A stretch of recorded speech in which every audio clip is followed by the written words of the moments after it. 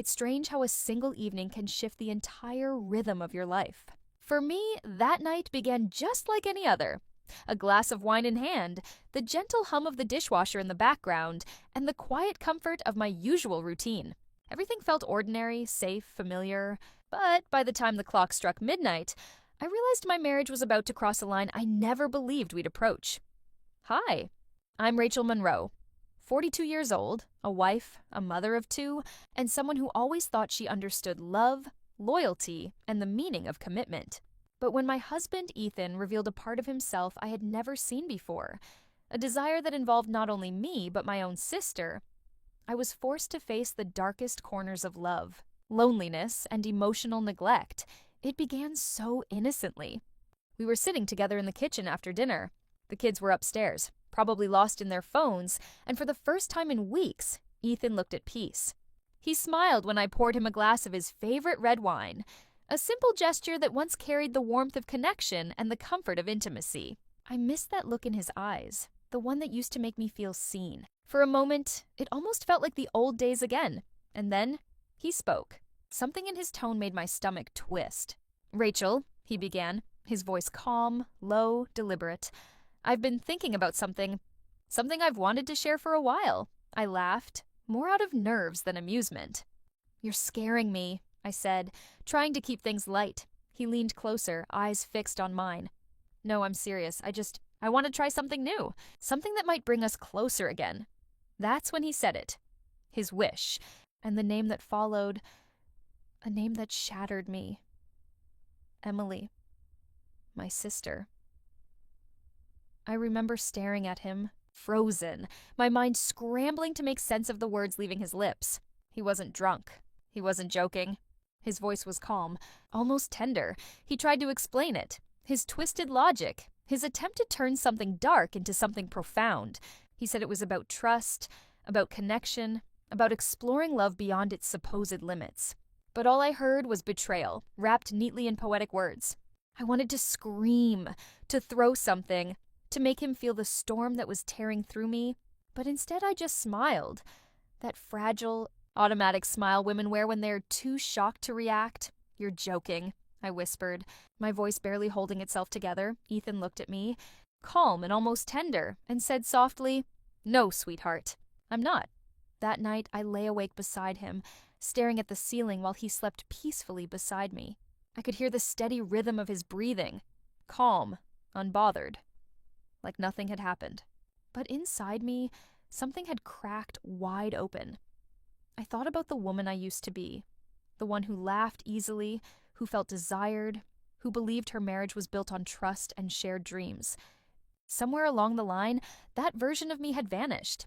Ethan and I had become strangers living under the same roof, walking parallel paths that never truly crossed. The intimacy we once had faded into daily routines. Bills, chores, the kids' schedules, everything except love. And then there was Emily, my sister, 7 years younger, yet somehow always the brighter one. She had that effortless charm I never seemed to master, the kind of woman who could walk into a room and instantly draw everyone's attention. Recently, she'd gone through a painful breakup, and like any caring sister, I offered her my home, my comfort, my support. I wanted to give her safety, a place to heal, but maybe I should have known better. Ethan was different when she was around. His laughter came more easily. His eyes followed her when she spoke. At first, I told myself I was imagining it. Jealousy playing cruel tricks. But deep down, I knew better. I saw the way his gaze lingered just a moment too long, the way he'd find excuses to help her with small things, just to be close. And I hated myself for noticing.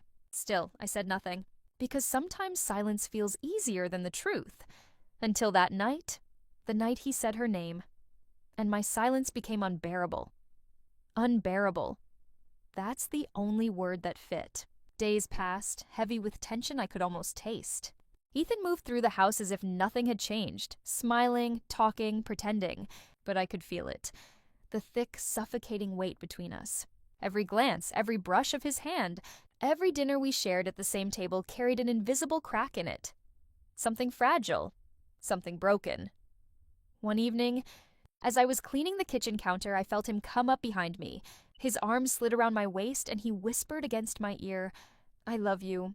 I just want us to feel alive again." His voice was soft, familiar, the same tone that used to melt me years ago. And for a fleeting moment, I wanted to believe him. I wanted to believe that this was about us, about love, about healing what had withered between us. But deep down, I knew it wasn't. That night, I stood in front of the mirror and barely recognized the woman staring back at me. She looked like me, but emptier. The spark was gone. The confidence, the light, all of it dimmed. She looked tired, lost, like someone who had been quietly fading for years inside her own marriage. My mind drifted to Emily, her laughter echoing through the house, her soft concern when she'd asked, "Are you and Ethan okay?" She didn't know. She couldn't have known what he'd said to me. But sometimes her smile, the way she looked at him, there was something there. Not love, not desire, but a pull neither of them could quite name. And then I started noticing things. Small, ordinary moments that suddenly didn't feel so ordinary. The way his hand brushed hers when passing a dish at dinner. The way she laughed a little too long at jokes that weren't funny. The quiet tension that filled a room the second I walked in. A silence that said everything words never could. Then came the night that shattered me completely. I was walking down the hall when I heard them, talking in the guest room. Their voices were low, intimate, followed by soft laughter that faded into silence. I froze outside the door, my heart pounding so loud I could barely breathe. In that moment, I realized something devastating. Even if nothing physical had happened yet, the boundary had already been crossed. The betrayal had already begun. When I finally turned away from that door, something inside me hardened. A quiet, cold resolve that replaced the trembling in my chest. I realized I had only two choices: confront the truth or let it devour me from within. In the days that followed, Ethan pretended everything was normal. He brought me flowers, made small talk over coffee, and offered morning kisses that felt hollow, like faded echoes of the ones he used to give me. He said he missed us, but I knew better. It wasn't me he missed. It was the thrill, the forbidden fantasy he had planted between us.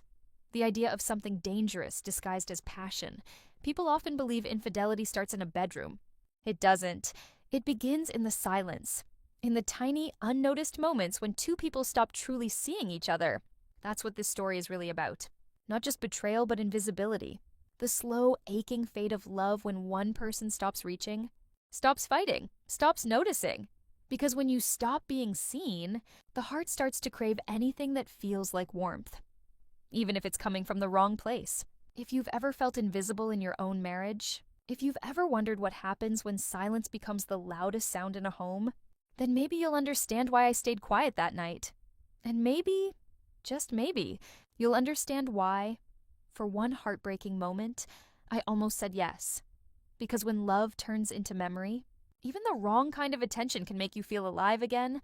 But the truth came crashing down days later, when I found my sister crying in the bathroom, her face buried in her hands, broken, ashamed. That was when I realized what Ethan had done, what he had said to her, and in that instant, I understood. It was never love that brought us here. It was loneliness, and loneliness can turn even the kindest souls into monsters. This is my story. Raw, imperfect, real, and if you've ever stood on the edge of a choice that could destroy everything you've built, maybe, just maybe, you'll understand how terrifyingly easy it is to fall.